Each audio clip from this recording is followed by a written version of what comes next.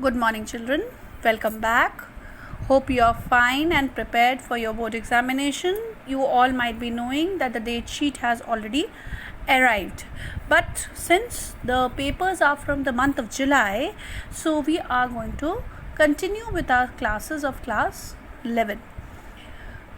Now, last two classes, we have discussed about the cell, about the prokaryotic and the eukaryotic cell. And I have also discussed about the cell membrane, its fluid mosaic model, the cell, cell wall, all these. Now we are going to start with endomembranous system. That is, inside the cell, there are certain membrane-bound organelles which form the endomembranous system. In this, we include ER, that is endoplasmic reticulum, Golgi bodies, lysosome and vacuoles. Only these four are included in the endomembranous system. Though we have other membrane-bound organelles like mitochondria, chloroplast and peroxisomes, but we don't consider them as a part of endomembranous system because the function of these are not coordinated with the rest. The rest are coordinated, the function of the rest are coordinated with each other, but mitochondria, chloroplast and peroxisomes are not coordinated with these components. So they are not considered as a part of,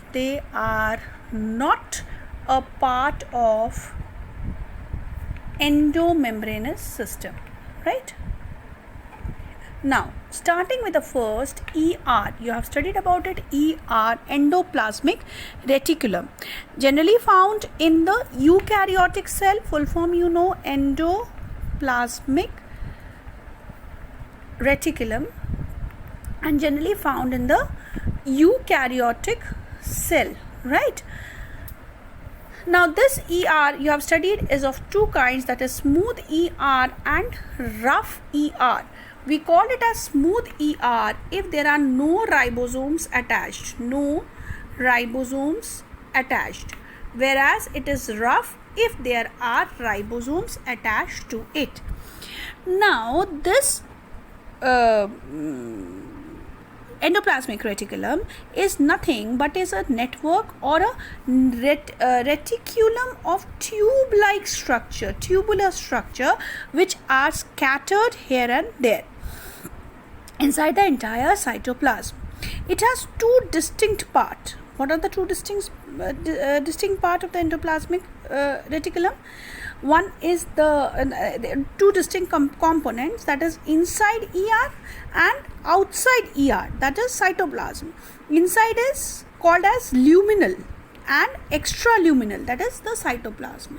Inside is called as luminal and the cytoplasm is called as the extraluminal part. It divides the cytoplasm into compartment-like structure. So that part, that compartments, the inner part of the compartment is called the luminal and the outer part is called as extraluminal. If the ribosomes are attached to it, it will give you a rough kind of a structure. So it is called as rough endoplasmic reticulum, and it is involved in protein synthesis and secretion also. Secretion of various kind of thing, even proteins. So they are involved with this. Whereas the rough and a smooth endoplasmic reticulum is site of synthesis of lipid and steroids. Once again, the rough one you have studied is the site for protein synthesis, whereas the smooth one is the site of lipid and steroid synthesis. Am I clear? And especially in the animal cells. Now we come to the Golgi apparatus. The next one is the Golgi apparatus. Golgi apparatus is again a endomembranous structure. The name is come from Camillo Golgi, one who first observed this densely stained reticular structure.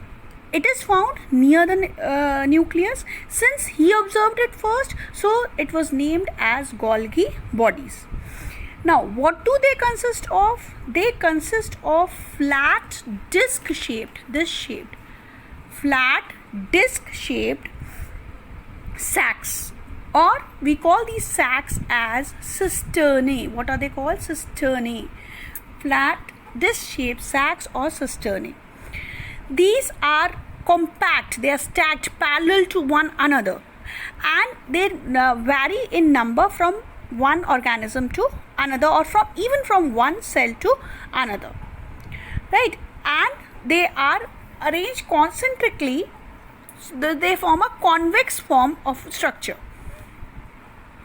They are found near the nucleus, and we have studied earlier also that Golgi apparatus is found in animal cell, whereas in plant cell it is called as dictosomes. We have studied that also, dictosomes. Okay. Now, what is the principal function? The principal function is delivery, either intercellular or secretions outside the cell. Both the ways, they pass on material within the cell, or they pass on material outside the cells. They even pack the material and store within them in the vesicles, right? So Golgi apparatus has two parts, in which one is the storage part, which stores the secretory products and releases it as and when required, and the other function is to secrete either intercellular or intracellular. So they are closely attached to the endoplasmic reticulum, because we have studied that endoplasmic reticulum is responsible for secretion of protein. They are responsible for secretion of steroids and lipids. So they have to be interconnected with endoplasmic reticulum so that these materials can be passed within the cell very easily. Right. So as I told you earlier also, these are considered our intramembranous structures because they are coordinated with each other, whereas the others, that is mitochondria, nucleus, they are membrane bound structure, but they are not coordinated with each other. They have their own functions, independent functions. Now the next is your lysosomes. A part of it you have studied. It is called the suicidal bags of the cell. Why it is called the suicidal bag of the cells? Because they are secreting enzymes which digest the intracellular organelles at the time of emergencies. Basically, the enzymes they secrete belongs to the group of hydrolases. That is, they break in the presence of these enzymes. In presence of water, these enzymes break. Hydrolytic enzymes or hydrolases. It could be lipases, proteases, carbohydrates. That means these enzymes are capable of digesting carbohydrate, protein, lipids and nucleic acids.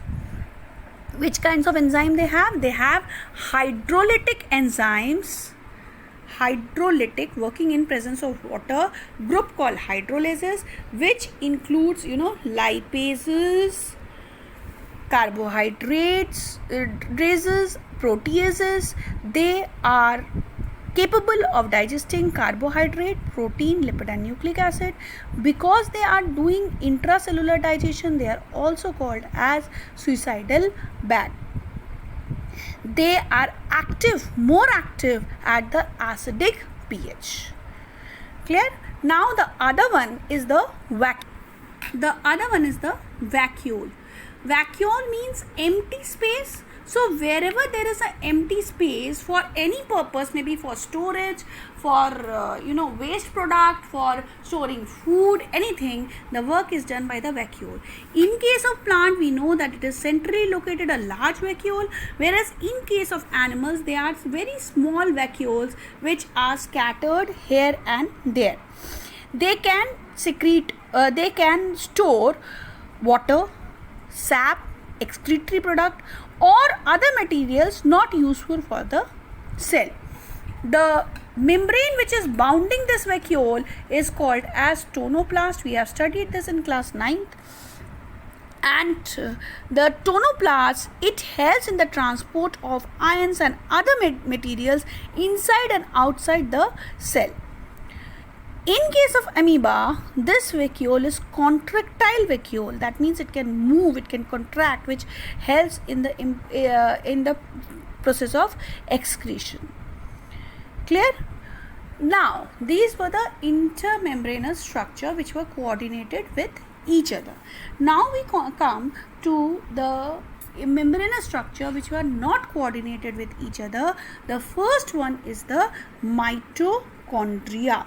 You have studied many a times. It is a double membrane structure.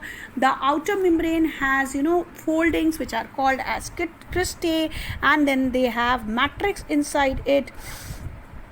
We have also studied that they are the powerhouse of the cell. That means they are responsible for producing energy in form of ATP and also storing it. Right? The inner compartment, the inner part is called the matrix, and the outer membranous form the continuous limiting boundary of the organelle. It limits that it will not go beyond this. The inner membrane forms a number of infoldings. These infoldings are called as cristae. In other terms, the material found inside these cristae is called as matrix. The two membranes have their own specific enzymes associated with the mitochondrial function. Right? The aerobic respiration requires many enzymes. So both the membranes, the inner and outer, have specific enzymes associated with them. That we will study when we study about the enzymes, right? Then they produce cellular energy in form of ATP, so are called the powerhouse of the cell. The matrix also possess circular DNA molecule. The matrix, the inner part, also has circular DNA. What does that mean? When it has a circular DNA, it is capable of self-reproduction. Mitochondria can produce one of its own kind. It also contains RNA molecules and ribosomes. That means they are responsible for synthesis of protein. Protein is the basic structure of any particular building structure. So they are capable of producing their own protein. They are having DNA and RNA, so they are capable of reproduction. The mitochondria divide by the process of fission. We have studied fission, division of its own, because it has a circular DNA molecule. The other one which we are going to study is about plastids. Again, plastids, it's found is only in plant cell. We have studied that plastids are of three kinds, that is chloroplast, chromoplast and leucoplast. The chloroplast contain chlorophyll and carotenoid pigments which are responsible for the process of photosynthesis. We have studied this. In chromoplast, they have only carotenoid, fat-soluble carotenoid pigments like carotene, xanthophyll and other. They are generally responsible for yellow, orange and red color. This we have studied in class 9, then in class 10th also, that plastids are of three kinds. Chloroplast is having chlorophyll, right? Then we have chromoplast having what? Carotenoids.